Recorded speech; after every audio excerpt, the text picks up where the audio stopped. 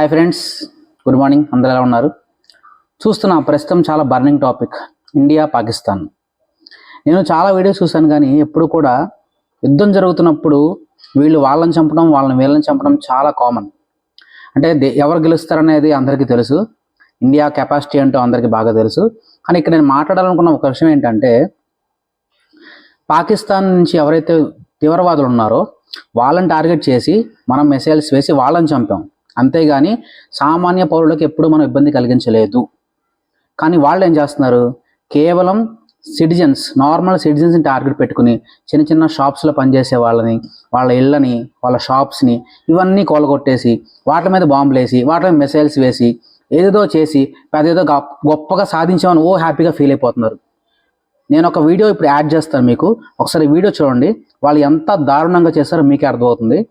But నేను చెప్తున్నాను, Pakistan please, we have dare come and fight with us face to face. అంతేగాని సామాన్య ప్రజల్ని, ఏమీ తెలియని అమాయకులను మాత్రం ఇబ్బంది పెట్టద్దు. ఇండియన్ ఆర్మీని ఫేస్ చేసే గట్స్ ఉంటే come and fight with our Indian army, not with normal citizens. Okay, జై హింద్. ఒక్కసారి ఈ వీడియో చూడండి, దీని తర్వాత చూడండి ఒకసారి.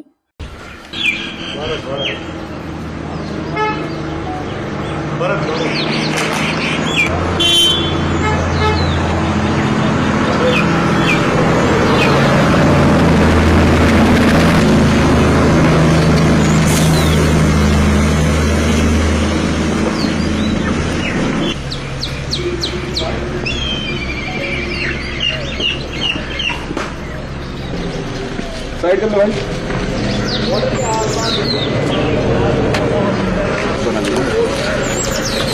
वो तो हम देखे थे यहाँ पर एक जो दुकानदार था, शॉपकीपर था, उसका यहाँ पर हो गया था और उसके रिजल्ट भी हमारे पास मौजूद थे कि कल शाम तक ये दुकान, ये क्या होता है कि जो इंटेंस चैलेंज होती है, आदमी फायरिंग होती है, तो सीधे इस दुकान पे, इस इमारत पे गिरती है और जिसकी वजह से आप देख सकते थी कि जो आसपास के मकान थे उनके घरों के दरवाजे, खिड़कियाँ वो भी टूट गई है। और आप देख सकते हैं कि किस तरह के शटर्स जो है अपनी कहानी को बयान कर रहे हैं कि किस तरह से भयानक हमला था और पूरी तरह से ये सिविलियन आबादी वाला इलाका है। तो किस तरह से आसपास के जो स्ट्रक्चर्स है किस तरह से डैमेज हुए हैं, किस तरह से इनको नुकसान पहुँचा है और इस तरह भयानक चैलेंज की रात और किस तरह से जो तरह इमारतें हैं पूरी तरह से अब खत्म हो चुकी है और ट्रैक्स भी इनमें पड़े थे, दरारें भी पड़ी हुई है और ये पूरा